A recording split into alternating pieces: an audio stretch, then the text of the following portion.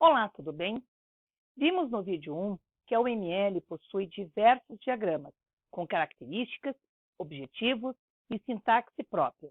Nesse vídeo, irei apresentar uma visão geral sobre cada diagrama, em especial na sua função.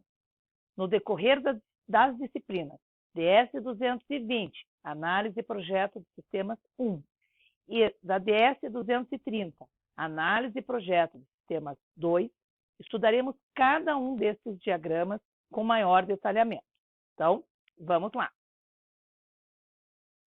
A UML possui 13 diagramas. Nessa disciplina, na Análise e Projeto de Sistemas 1, estudaremos os diagramas que estão na coluna 1. Na próxima disciplina, na Análise e Projeto de Sistemas 2, os diagramas da coluna 2. Em azul, são os diagramas acrescentados a partir da atualização da UML, a partir da versão 2, da 2.0, e que atualmente nós estamos na versão 2.5. O de comunicação, que está em verde, é porque teve uma alteração no nome. Antes, até a versão 1.4, ele se chamava diagrama de colaboração.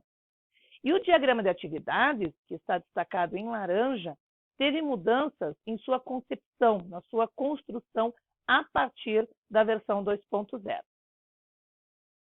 O objetivo do diagrama de casos de uso é comunicar a funcionalidade e o comportamento do sistema para o cliente ou usuário final, ou seja, definir e mostrar quem interage com o sistema e quais as principais funcionalidades que irá compor esse sistema. Basicamente, é composto por 3 elementos, que são obrigatórios.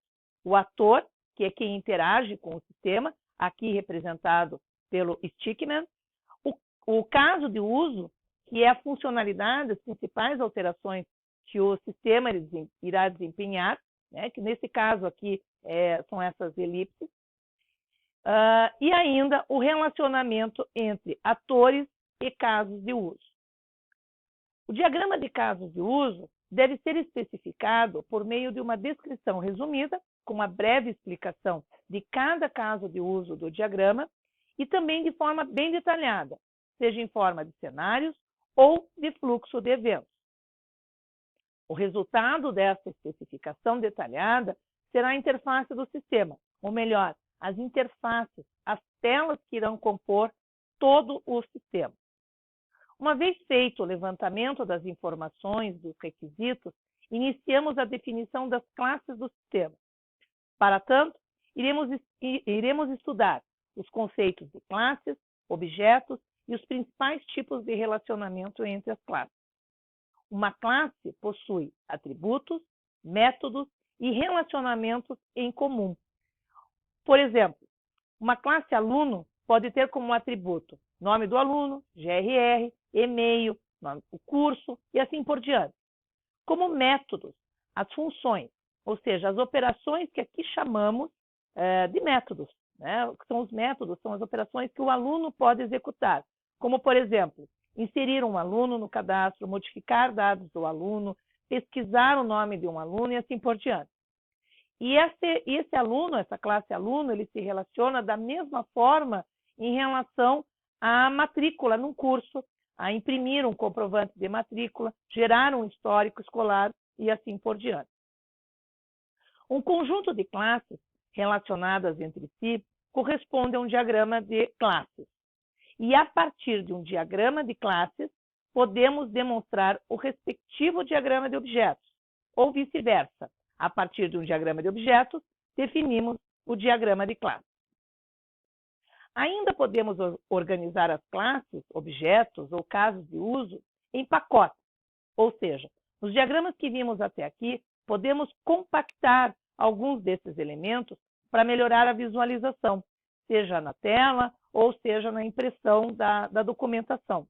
Por exemplo, no diagrama de casos de uso, posso criar um pacote pessoas que irá conter os casos de uso que se referem aos cadastros e outras funcionalidades de alunos, professores, funcionários, bolsistas e assim por diante.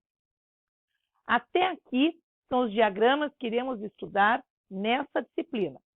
A partir dos diagramas de interação, nós vamos começar a ser estudados na disciplina de análise de projetos de sistemas 2. O diagrama de interação ele é composto por 4 diagramas.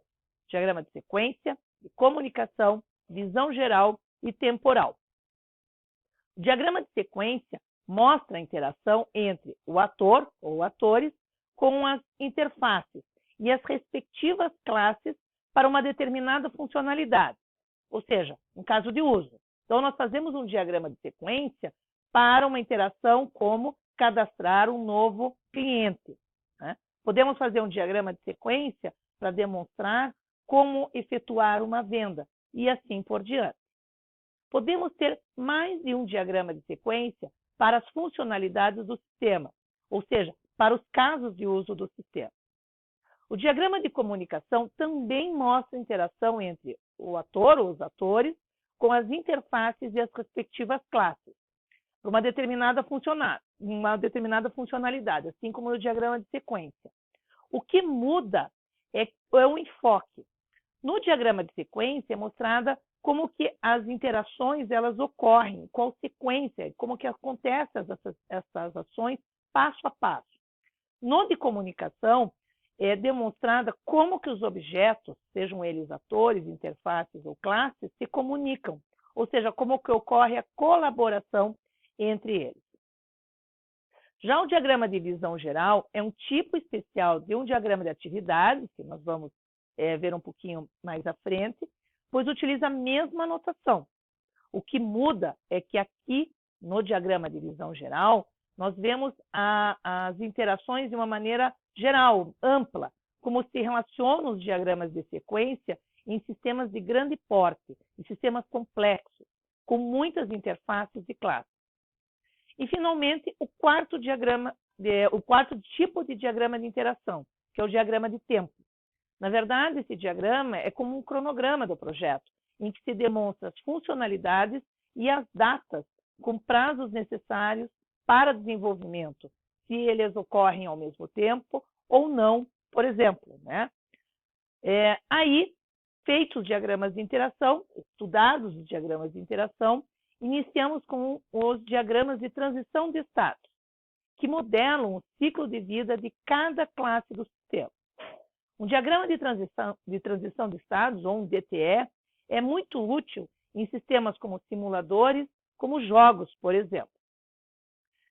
Aqui eu estou mostrando para vocês um exemplo de diagrama de transição de estados com diversos elementos que compõem o diagrama, como estado inicial, estado final, histórico, ações, com atividades e assim por diante.